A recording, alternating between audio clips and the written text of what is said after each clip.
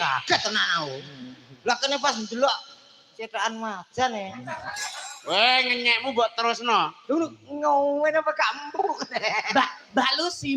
Kula wonten dawuh. Jenengan sampun minal aidinan kalih kula sakniki kalih Pak Yon. Pak Yon sini Pak Yon. Kalih Mbak Lucy. Nggih no, Mbak Nggih Lucy. nyuwun pangapunten. Rene Gitu. nggih nyuwun pangapunten nggih. Juang Inggih, mboten Mas. panggih. Mugi-mugi tambah sehat nggih Mbak Lucy. Inggih alhamdulillah semanten ugi doa terbaik dumateng panjenengan lan sak keluarga nyuwun pangapunten sedaya kalepatan nggih. Nggih amin. Nggih saged disabur dening dinten riyaya menika. Nggih. Niki kene. Wah iki lho. Ya urut ngono kuwi. Ndang njaluk ngapura. Sing Tangane kok apik nantang to. bulut. Maaf, Mbak. Maaf. Apa ya kaya ngono kuwi? Guyon, Mbak. Kowe iki tenaga pendidik sing apik, menehi contoh karo murid-muridmu iki sing becik. Guru niku jar wedhose digugulan ditiru. Guru kuwi digugulan dituru, ditiru.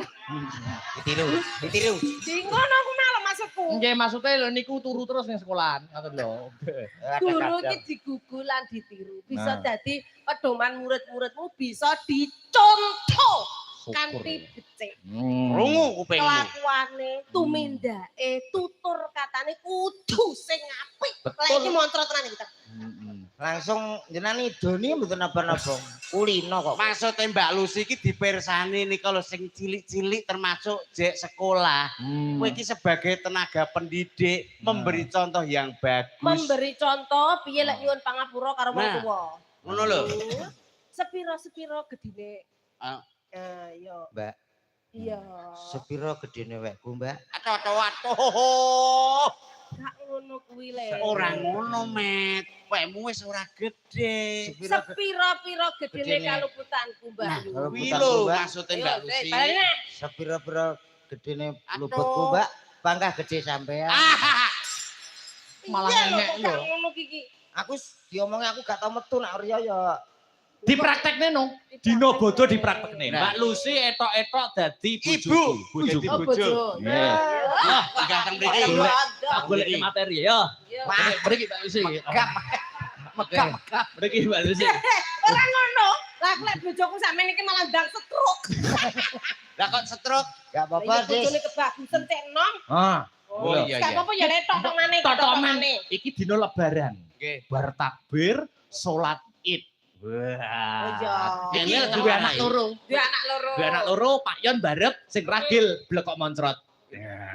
Nggih. Komet Ya ora patek moncrot ya met ngono lho, Mas.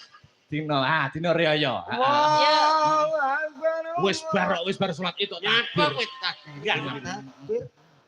Oh, pangkah Anakku Pak Yon, anakku Yon rene Yon. Oke. Katane kula nuwun sik no. Kula nuwun sik, ayo. Wong wis anak celuk Pak. Iya. kakak kalau. Yon. Walah. Assalamualaikum. Waalaikumsalam. Waalaikumsalam. Oh, Iki toke wis tuwek ya. Oh wis tuwek. Rene Yon. Anake wis tuwek kaya ngono. Rene.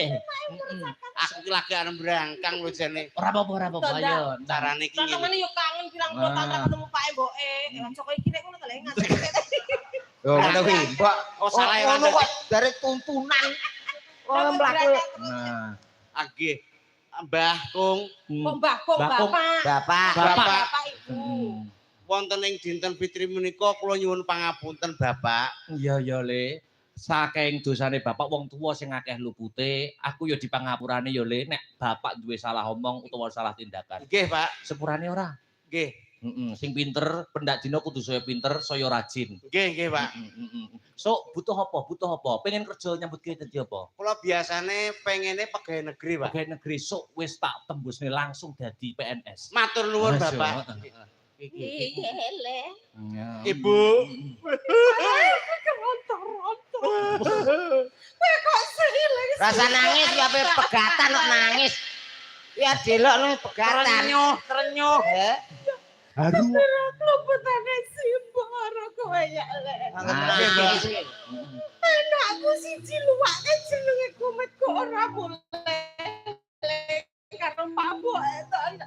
Pegawai ngarep Pun teng Saidi. Radosa.